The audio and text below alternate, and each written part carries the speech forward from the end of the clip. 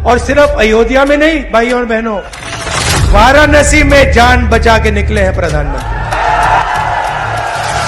और मैं आपको कहता हूं और बहन से कह रहा हूं, अगर ये लड़ जाती वाराणसी में, अगर ये लड़ गई होती तो आज हिंदुस्तान के प्रधानमंत्री 2-3 लाख वोटों से वाराणसी का चुनाव हार जाते। भाइयों और बहनों,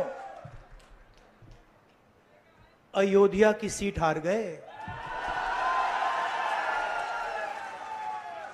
राम मंदिर बनाया, उसमें इनॉग्रेशन में एक गरीब व्यक्ति आपने नहीं देखा होगा, एक किसान नहीं था, एक मजदूर नहीं था, एक पिछड़ा नहीं था, एक दलित नहीं, आदिवासी राष्ट्रपति से कहते हैं तुम यहां नहीं आ सकती। और आपने वहां पे देखा अदानी जी खड़े थे, अंबानी जी खड़े थे, देश के अरबपति खड़े थे, पूरा बॉलीवुड खड़ा था, क्रिकेट की टीमें खड़ी थी, मगर एक गरीब व्यक्ति नहीं खड़ा। तो जवाब अयोध्या की जनता ने भी दिया है।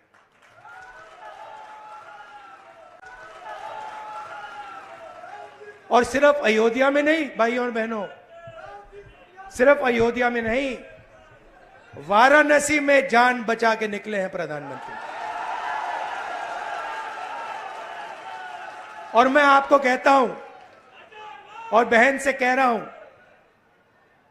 अगर ये लड़ जाती वाराणसी में, अगर ये लड़ गई होती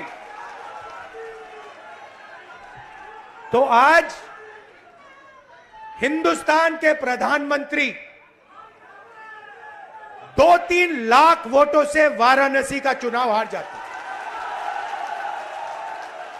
मैं ये बात अहंकार से नहीं कह रहा हूं, मैं ये इसलिए कह रहा हूं क्योंकि हिंदुस्तान के प्रधानमंत्री को हिंदुस्तान की जनता ने मैसेज दिया है, ये आपकी जो राजनीति है हमें अच्छी नहीं लगी, हम इसके खिलाफ हैं, हम नफरत के खिलाफ हैं, हम हिंसा के खिलाफ हैं, हम मोहब्बत का देश चाहते हैं, हम प्रगति चाहते हैं, हम बेरोजगारी के खिलाफ हैं।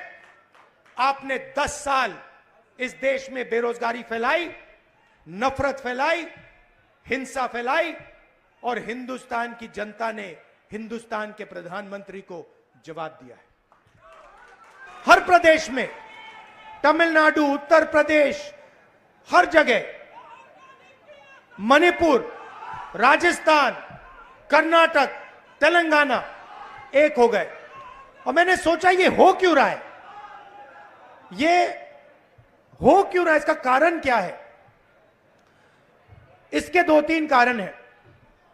सबसे पहला कारण, जो देश की आत्मा को समझ आ गया कि नरेंद्र मोदी जी, अमित शाह जी हिंदुस्तान के संविधान को खत्म करने की कोशिश कर रहे हैं, जो हिंदुस्तान की नींव है उससे वो खिलवाड़ कर रहे हैं, इसीलिए पूरा देश एक साथ खड़ा हो गया। दूसरी बात, 2014 में हिंदुस्तान की राजनीति में एक बदलाव आया। पहली बार हमने देखा कि प्रधानमंत्री खुलकर हिंसा और नफरत की राजनीति कर रहे थे,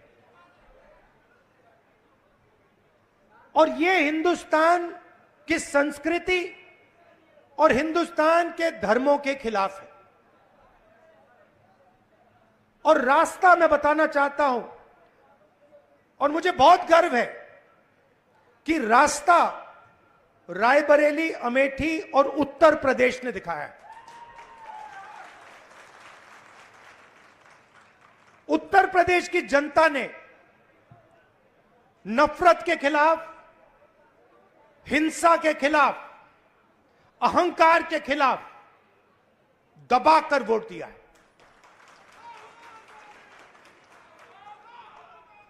2014 में राजनीति एक और तरह बदली। पहली बार हमने देखा कि राजनीति 20-25 लोगों के लिए की जा रही है। जनता के बीच में नफरत फैलाते हैं और फिर पूरा का पूरा फायदा 2-3 अरबपतियों को पकड़ा देते हैं। तो वोट किसान ने दिया, मजदूर ने दिया, बेरोजगार युवा ने दिया, माताओं बहनों ने दिया, सबने मिलकर इस राजनीति के खिलाफ वोट दिया है। अब देखिए, अब यह भी मत सोचिए कि काम खत्म हो गया है। यह अभी काम शुरू हुआ है, यह शुरुआत है। हिंदुस्तान ने मैसेज भेजा है कि हमें नरेंद्र मोदी जी का विजन अच्छा नहीं लगता, हमें नफरत नहीं चाहिए, हमें हिंसा नहीं चाहिए, हमें मोहब्बत की दुकान चाहिए और हमें नया विजन चाहिए देश के लिए। और अगर देश को नया विजन देना है तो भाइयों और बहनों, उत्तर प्रदेश से ही देना होगा। और उत्तर प्रदेश ने मैसेज दिया है कि इंडिया गठबंधन, समाजवादी पार्टी और कांग्रेस पार्टी को हम चाहते हैं, देश में चाहते हैं और उत्तर प्रदेश में भी हम चाहते हैं।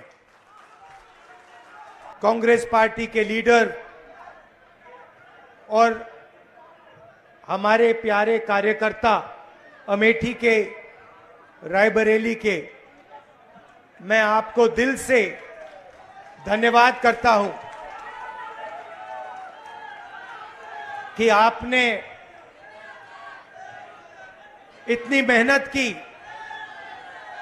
और रायबरेली में और अमेठी में आपने और रायबरेली अमेठी की जनता ने और सब नेताओं ने मिलकर कांग्रेस पार्टी की जीत करवाई। पहले नरेंद्र मोदी जी कह रहे थे